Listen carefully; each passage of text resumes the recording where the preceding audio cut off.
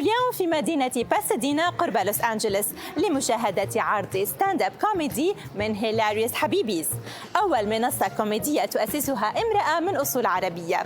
نجمات حفل اليوم من أصول سورية هن جينا جونز ولين مالح مؤسسة المنصة. The only thing I can imagine they're doing differently with falafel in Philadelphia is spelling it with a PH at the beginning.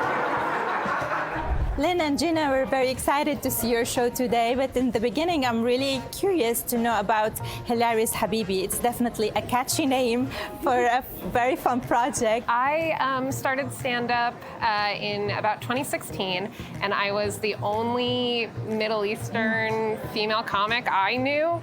And then one day I was at an open mic, and I performed, and I left pretty quick, and afterwards I got a message on Instagram from Gina going, "Oh my God, I'm also Syrian."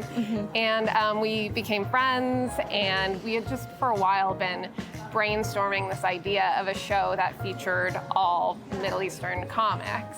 My comedy is storytelling based. I have a background in fiction writing, short stories and screenplays, that sort of thing. So that's kind of the approach I take, less observational, more personal experience. I talk a lot about the cultural divide. I talk a lot about, just the experience of being a first-generation woman. What about you, Gina? Honestly, very similar for me as well. Malak means angel. Malak is a beautiful name. Also, his aunt's name is Cheryl.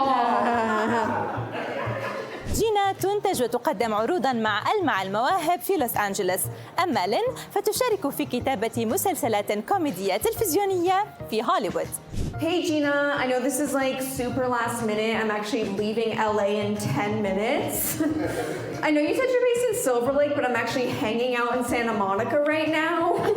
So I was thinking maybe we could meet up in Anaheim, then after that take a drive down to San Diego.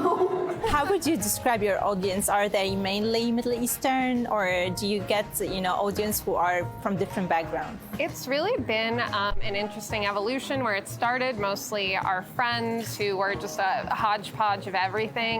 And then as the brand grew, it started to be more Arab, more Middle Eastern. A lot of white people, after they come to our show, they leave learning more about Middle Eastern culture.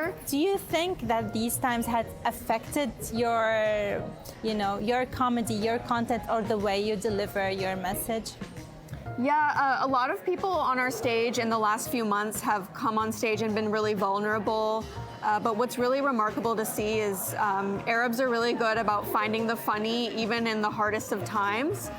This year, more than any other year, we've been selling out more than before. Last week, as a joke, I posted on my Instagram story that I had a ghost in my apartment. And I got 30 DMs from people giving me fully serious advice on how to get rid of the ghost. شارك في منصة هيلاريوس حبيبي كوميديون مشاهير مثل باسم يوسف وماز جبراني، وقريباً تشارك المنصة في مهرجان نتفليكس إز جوك. فما بدأ منصة للكوميديين العرب بات الآن حضناً لمختلف الثقافات في لوس أنجلوس. Guys, thank you guys so much for coming to Hilarious Habibis at Kinrose Creamery.